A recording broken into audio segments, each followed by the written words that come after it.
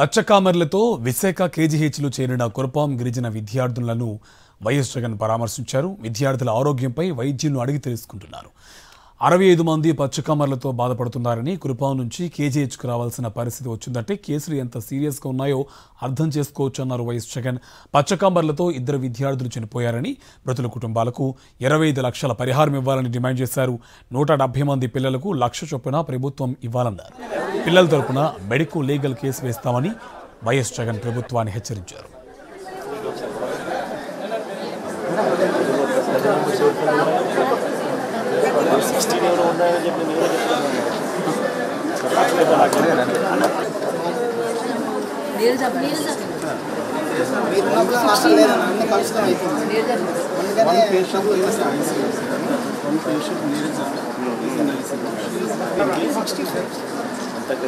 different periods of time.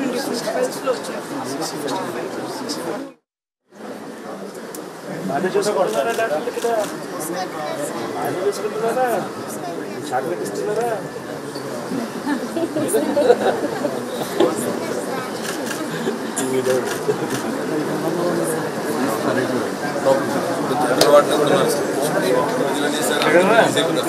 ఇక్కడ కొంతమంది ఉన్నారు.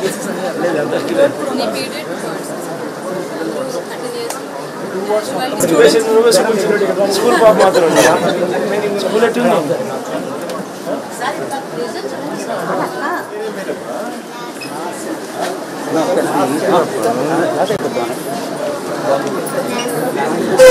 పేరు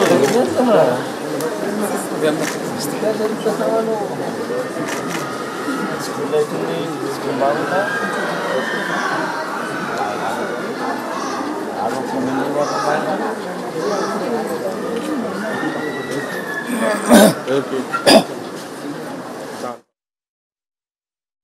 నూట 70 మంది జాండీస్ వచ్చిన పరిస్థితి వస్తే స్కూల్ నుంచి ఇక్కడికి వచ్చిన మంత్రులు కానీ ఇక్కడికి వచ్చిన ప్రభుత్వ పెద్దలు కానీ దీన్ని కవరప్ చేయాలని చూస్తున్నారు తప్ప సొల్యూషన్ ఎతకాలి, సొల్యూషన్ చూపాలని చూడడం లేదు.